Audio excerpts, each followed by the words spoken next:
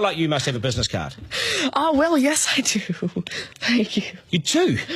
At 13, you have your own business card. Okay, that's a nice start. I'll get in touch with you later.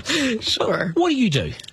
Oh, well, mainly, I like to call myself a software and cognitive developer because I love developing with cognitive computing and artificial intelligence. I am an algorithmist. I love working with, designing, and implementing algorithms. I'm a keynote and TEDx speaker. I'm an author. I've written a book, and I'm working on another one about IBM Watson. And, of course, I'm also an IBM champion for cloud and honorary IBM cloud advisor. Where did Hang I on go a second. wrong? Someone just get me a flannel card down. Do you go to school? Well, I'm currently homeschooled in grade 8, going to grade 9 now. Wow. Okay, so you're bright. Artificial intelligence, it's taking over the world. Is that fair to say? Well, you see, that's actually one thing that I believe a lot of people have, the sort of misconception that artificial intelligence is this technology that was made to replace humans at really everything we do, whether it be, our jobs or whatever we do at home every day. But really what I believe is that artificial intelligence was developed and is continuing to be developed for the sole purpose of really augmenting our life and amplifying our skills or capabilities and what we can do every day. But what about when the computers actually learn that they're better than us? Well, you see, that's sort of called a singularity of artificial intelligence, at which point artificial intelligence has surpassed human intelligence to the point that we cannot control it. But really what I believe at this point, artificial intelligence, I won't go into the details right now since we're limited on time, but the thing is right now, artificial intelligence itself as a technology is so foolable and so primitive that either A, we won't reach that singularity point, or B, if we do, it's a very long ways off. Do you understand that, Mark? No.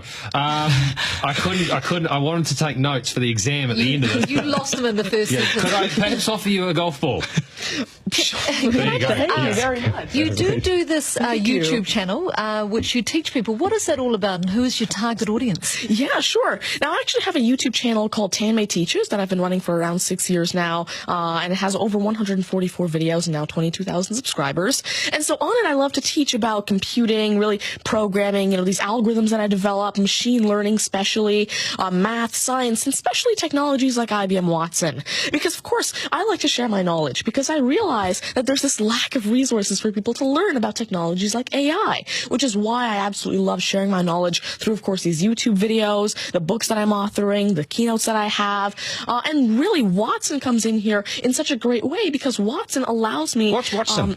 Sure. Well, Mark thinks he's a golfer, but what is Watson? Now, IBM Watson is essentially a cognitive system that allows developers to incorporate cognitive and machine learning into their applications without having to code in the actual intelligence. And what this means is that, of course, right now, really one of the main reasons developers aren't incorporating more machine learning into their apps is because it's so hard to do. It's really difficult to incorporate intelligence because... Has the I'm going to just take this somewhere else, this interview. Has the Homeschooling Association of the World got hold of you as the front person?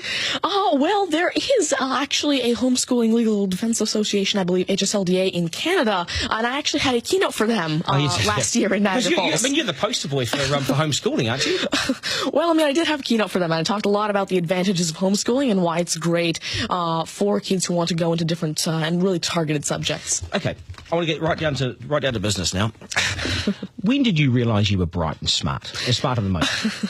Well, I originally started coding when I was 5 with simple languages like Fox Pro and Batch. But eventually, at 9 years old, I had my very first iOS app accepted into the Apple App Store called T-Tables. But did your mum and dad do something to you between 0 and 5 that plugged you into the wall? What did they do to you? At 5 you were Are coding. you smarter than your mum and dad, by the way? Well, I have... my dad used to work as a computer programmer, but he used to work with, simple, regular programming languages like Fox Pro, Batch, a little bit of C, etc. But you see, now I'm really interested in artificial intelligence and how it can actually be implemented on all these different platforms. You'd be a nightmare to teach. You'd be an absolute nightmare to teach, wouldn't you? Because you'll be smarter than the lecturers. I never ever want to get in an argument with you, ever.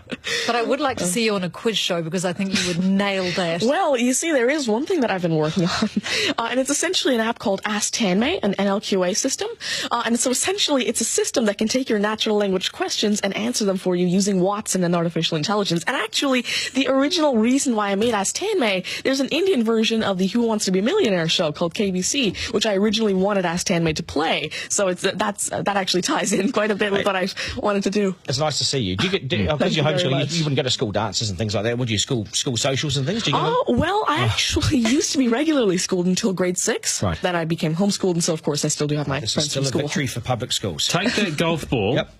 and bring it back to me when you've actually worked out a way in which it'll always go straight. Because I think you could do it. Technically, using a genetic algorithm or something. I knew there'd be an answer. Hey, it's brilliant to meet you. You're a complete inspiration. Thank you. And I hope my son was watching, a 7-year-old son. Message to Buster Gunn, you got work to do, mate. Do your homework, and we got to sharpen things up. Nice to see you. Thank you very All much. the very best. Thank You're you. amazing. Thank you. You're amazing. Okay, news is next, and then we are joined by today's panel, which won't be as smart as this guy, but they'll still be good, and we will head back to some of the beaches for a game of 9 and 10. So much pressure now on the contestant in 9 and 10 just to rip through it and get it right. It's coming up after 8.